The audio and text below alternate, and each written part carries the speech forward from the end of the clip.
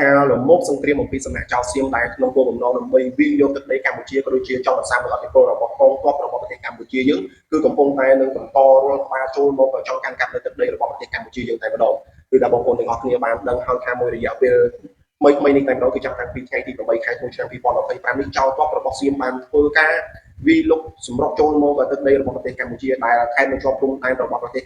ថៃនឹងតែម្ដងស្ទើរតែគ្រប់កន្លែងតំបន់ភូមិសាស្ត្រតែម្ដងតែគេបានកំពុងតែប្រើប្រាស់នៅគ្រប់មធ្យោបាយទាំងអស់ដូចជាការប្រើប្រាស់នៅកងកម្លាំងទ័ពរបស់ពួកគេការប្រើប្រាស់នៅសភាវុធគ្រប់ចំនួនរបស់ពួកគេមិនថាទៅជាមួយនឹងទ័ពខ្មែរជើងទៅជាមួយនឹងទ័ពផ្លូវអាកាសក៏ជាកំពុងធំជាពិសេសគឺឈានដល់ការប្រើនៅអាវុធចេញអំពីនាវាចម្បាំងរបស់ពួកគេនៅឯជើងទឹកតែម្ដងតែនេះគឺសូមបញ្ជាក់ឲ្យឃើញថាកងកម្លាំងរបស់ប្រទេសថៃមិនមែននៅក្នុងការធ្វើដើម្បីការពារនៅមរណភាពទឹកដីរបស់ពួកគេទេគឺគេធ្វើនេះគឺដើម្បីវិលុកច្បាំយកទីតាំងឈរជើងណាមួយនៅក្នុងទឹកដីរបស់ប្រទេសកម្ពុជាយើងតែម្ដងសូមរំលឹកបងប្អូនទាំងអស់គ្នាឲ្យបានជ្រាបថាចាប់តាំងពីថ្ងៃទី8ខែធ្នូឆ្នាំ2025នេះគឺកងយោធាចៅរបស់សៀមបានធ្វើការវាយសម្រុកយ៉ាងខ្លាំងតែម្ដងទាំងកំភ្លើងធំទាំងការទម្លាក់រាប់បាយក៏ជាការបាញ់ផ្សែងពុលមកកាន់សំណាក់ប្រជាពលរដ្ឋកម្ពុជាក៏ដូចជាមកសំណាក់កងទ័ពរបស់ប្រទេសកម្ពុជាយើងក៏ប៉ុន្តែបើទោះបីជាគេធ្វើប្រើប្រាស់នៅគ្រប់មធ្យោបាយយ៉ាងណាក៏ដោយក៏ពួកគេមិនអា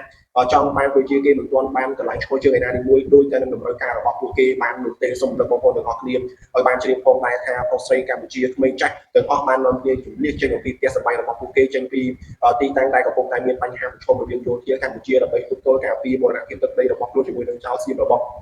់ប្រទេសថៃនឹងតែម្ដងអ្វីដែលយើងកំណត់សម្គាល់ឲ្យឃើញថាបងប្អូនជាបរិយាកម្ពុជាយើងរបស់មិនគួរសារតាមខេត្តបន្តព្រំដែនមិនថាក្មេងចាស់ប្រុសស្រីប្រសង់ជាដើមបាននាំគ្នាជំនះដើម្បីស្វែងរកនៅទីទួលសុវត្ថិភាពដើម្បីបញ្ជានៅក្នុងការមានបញ្ហាដោយសារតែកងកម្លាំងយោធារបស់ប្រទេសថៃគឺគេមិនបានមានជាលក្ខណៈមនុស្សធម៌ដូចកម្ពុជាយើងនោះទេដោ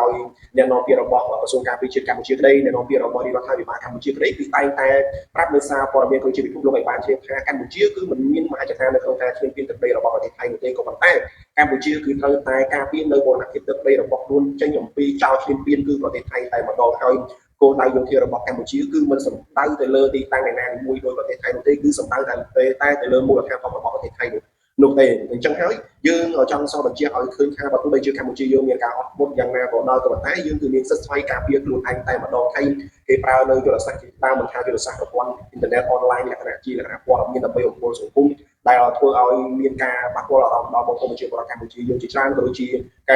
រផ្សាយ lobby នៅព័ត៌មានមិនពិតទៅកាន់ពិភពលោកដើម្បីឲ្យពិភពលោកមើលមកលើកម្ពុជាថាជាប្រទេសអាក្រក់ជាប្រទេសដែលកំពុងតែចង់ឈ្លានពាននៅទឹកដីរបស់ប្រទេសថៃជាក់ស្ដែងដែលអ្វីៗទាំងអស់នេះវាគឺជាការកើតឡើងចេញអំពីយោធាថៃតែមួយមុខគត់គឺកម្ពុជាត្រូវការសន្តិភាពកម្ពុជាត្រូវការមិត្តភក្តិចិត្តខាងដើម្បីបង្កើននៅភាពរភាពមិត្តភាពជាមួយគ្នាដើម្បីធ្វើយ៉ាងណាឲ្យមានសុខសន្តិភាពក្នុងតំបន់គណៈយើងនិយាយអំពីសុខសន្តិភាពក្នុងតំបន់ពេលដែលបងប្អូនទាំងអស់គ្នាបានដឹងហើយថាទាំងថៃទាំងកម្ពុជាគឺស្ថិតនៅក្នុងសមាគមប្រជាជាតិអាស៊ីអាគ្នេយ៍ដែលយើងហៅកាត់ថាអាស៊ានតាមទល់នឹងពេលនេះគឺមានប្រទេសរហូតដល់ចំនួន11ប្រទេសហើយដែលចូលជានៅក្នុង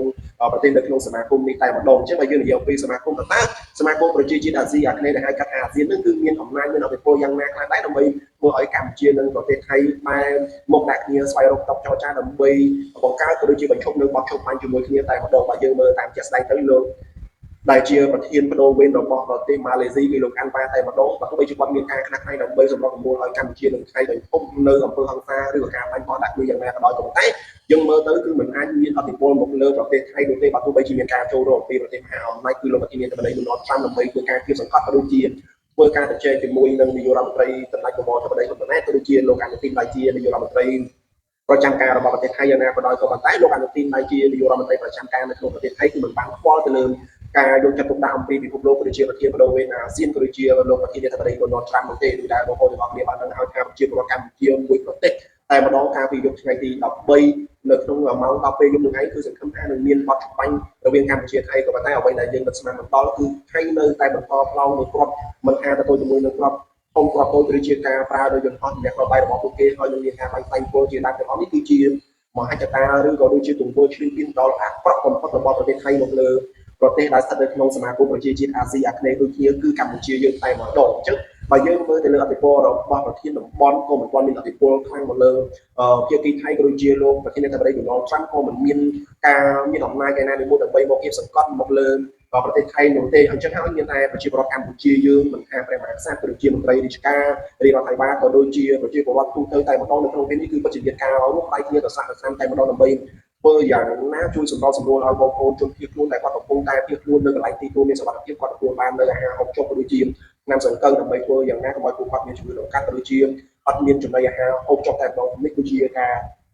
ចូលរួមចំណែកដល់ខ្លាំងតែម្ដងនៅក្នុងពេលដែលខ្ញុំកំពុងតែនិយាយនេះគឺមានបងប្អូនដូចជាមន្ត្រីរាជការអសង្ឃជាច្រើនកំពុងតែខ្នះខ្នែងនៅក្នុងការវិច្ឆ័យប្រជាគៀងគោនៅស្បៀងដើម្បីដឹកជញ្ជូនយកទៅឲ្យជនភៀសខ្លួនរបស់កម្ពុជាយើងនៅគ្រប់តំបន់នៅគ្រប់ទីតាំងតែម្ដងរដ្ឋាភិបាលកំពុងតែធ្វើការមានខ្លាំងមិនថាទទួលជាមួយនឹងផ្នែកការទូតមិនថាទទួលជាមួយនឹងសារព័ត៌មានក៏ដូចជាការទប់ស្កាត់នៅក្នុងការវាយបកអំពីសំណាក់យោធាចោរជាដើមទាំងអស់នេះគឺសបញ្ជាក់ឲ្យឃើញថាកម្ពុជាគឺជាប្រទេសតូចតែបេះដូងធំប្រទេសកម្ពុជាគឺជាប្រទេសដែលមានប្រជាជនតូចមានប្រជាជនតិចក៏ប៉ុន្តែស្មារតីរួមរបស់ប្រទេសកម្ពុជាមិនថាព្រះមហាក្សត្រមិនថារដ្ឋាភិបាលមិនថាបងប្អូនកងទ័ពជាពិសេសគឺបងប្អូនដែលនៅឯជួរក្រោយនេះគឺបងប្អូនទាំងអស់គ្នាបានមកធ្វើរក្សាដើម្បី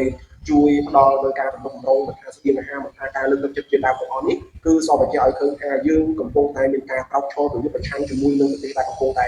ឈ្លានពានយើងតែម្ដងបើសិនជាយើងមិនខ្លាំងនោះគេប្រកាសជានឹងកំទេចឲ្យយើងមិនអាចធ្វើឲ្យយើងរស់បានស្រួលទេចាប់ពីពេលនេះទៅចាប់ពីការឈ្លានពានរបស់ប្រទេសថៃនេះទៅវាគឺជាមេរៀនរបស់កម្ពុជាយើងមួយដើម្បីឲ្យយើងក្រោកឈរខ្លួនឯងមិនថាទៅជាមួយនឹងការរួមគ្នាទៅជាមួយនឹងវិស័យសេដ្ឋកិច្ចទៅជាមួយនឹងវិស័យការពារជាតិគឺកម្ពុជាយើងត្រូវតែខ្លាំងប្រសិនណាបើកម្ពុជាយើងខ្លាំងនោះច្បាស់ណាស់ប្រទេសជិតខាងគឺមិនអាចនៅក្នុងការឈ្លានពានមកលើបរណភាពទឹកដីរបស់យើងបានទៀតនោះទេខ្ញុំសង្ឃឹមថាប្រទេសកម្ពុជាយើងទៅថ្ងៃខាងមុខមិនថា10ឆ្នាំ20ឆ្នាំទៀតកម្ពុជាយើងនឹងក្លាយទៅជាប្រទេសមួយដែលពិភពលោកមិនអាចមើលរំលងបានតែម្ដងមិនថាទៅជាមួយនឹងវិស័យនយោបាយមិនថាទៅជាមួយនឹងវិស័យសេដ្ឋកិច្ចពាណិជ្ជកម្មឬជាការទូតជាពិសេសគឺវិស័យការពារជាតិតែម្ដងខ្ញុំសង្ឃឹមថារដ្ឋាភិបាលឬជាបងប្អូនប្រជាពលរដ្ឋយើងទូទៅទាំងមូលនឹងយកមេរៀននេះធ្វើជាមេរៀនមួយដ៏ល្អដើម្បីដុសខាត់ស្មារតីផ្នត់គំនិតបងប្អូនប្រជាពលរដ្ឋរបស់យើងទូទៅឲ្យចេះស្រឡាញ់នឹងការពារទឹកដីរបស់ប្រទេសយើងតែម្ដងដោយយើងបានដឹងហើយថាព្រះបន្ទូលរបស់សម្ដេចសង្ឃមួយព្រះអង្គដែលលោកបានមានបន្ទូលថាប្រទេសកម្ពុជាយើងមិនមានទឹកដីទី2ឬក៏ទី3នោះទេគឺយើងមានតែមួយនោះទេអញ្ចឹងចង់មិនចង់យើងត្រូវតែនាំគ្នាការពារលើបូរណភាពទឹកដីរបស់យើងឲ្យបានដោយសារតែក្នុងពេលនេះបងវីរៈកងទ័ពរបស់យើងគាត់កំពុងតែប្រចាំការឈរជើងយ៉ាងមុនដើម្បីការពារនៅមហាចតាឈ្លានពានរបស់សំណាក់ចៅសៀមនឹងតែម្ដងចាប់ពីពេលនេះទៅគឺពាក្យថាកងទ័ពកម្ពុជាគឺចង់សម្ដៅទៅដល់ភាពអង្អាចចង់សម្ដៅទៅដល់លើការលះបង់ចង់សម្ដៅទៅដល់ការស្រឡាញ់នឹងការបដូរបូជាអាយុជីវិតមកលើប្រជាពលរដ្ឋយើងទូទៅចាប់ពីពេលនេះតទៅពាក្យថាទីហ៊ានឬជាកម្លាំងការពារគឺប្រៀបបីដូចជាអាយុជីវិតរបស់ប្រជាពលរដ្ឋយើងទាំងមូលតែម្ដងសូមបងប្អូនទាំងអស់គ្នាផ្ដល់តម្លៃនិងគ្រប់គ្រងឲ្យពួកគាត់ឲ្យខ្លាំងតែម្ដងបើសិនជាយើងមិនឆ្លងកាត់នឹងសង្គ្រាមបែបនេះទេយើងពិតជាមិនអាចកំណត់នៅនយោបាយពាក្យថាកងទ័ពឲ្យបានល្អទេដោយសារតែអ្នកខ្លះគាត់មានការធ្លាប់នឹងទាពេលជ្រីមួយចំនួនទៅដល់បងប្អូនរបស់កងទ័ពរបស់យើងក៏ប៉ុន្តែចាប់ពីពេលនេះទៅខ្ញុំសង្ឃឹមថាពាក្យថាកងទ័ពកម្ពុជាមួយម៉ាត់គឺផ្ដល់អត្ថន័យយ៉ាងជ្រាលជ្រៅសម្រាប់បងប្អូនជាទីស្រឡាញ់ជនរួមជាតិកម្ពុជាយើងតែម្ដងព្រោះជាវីដេអូនេះក៏សូមផ្ញើសារជូនទៅដល់បងប្អូនប្រជាពលរដ្ឋទូទៅនៅឯបណ្ដាប្រទេសក្រៅបើសិនជាយើងមិនបានជួយអ្វីដល់រដ្ឋាភិបាលបើសិនជាយើងមិនបានជួយអ្វីដល់ប្រជាពលរដ្ឋកម្ពុជាដែលកំពុងតែស្ថិតនៅក្នុងប្រជាជាតិកម្ពុជានេះទេគុំព្យាយាមផ្សព្វផ្សាយនៅព័ត៌មានដែលបំផាក់នៅស្មារតីរបស់រដ្ឋាភិបាលដូចជាបំផាក់នៅស្មារតីរបស់កងទ័ពជាពិសេសបំផាក់នៅស្មារតីប្រជាពលរដ្ឋយើងអីប្រសិនណាបើយើងមាននិន្នាការខុសគ្នាយើងមិនចាំបាច់នៅក្នុងការបញ្ចេញឬក៏ការថ្លែងសារនៅផ្សេងៗអំពីដើម្បីស្នើរបស់ប្រទេសខ្លួនទៅឲ្យភាគីម្ខាងទៀតដើម្បីឲ្យគេដឹងវិតម្លៃមកលើកម្ពុជាយើងទេ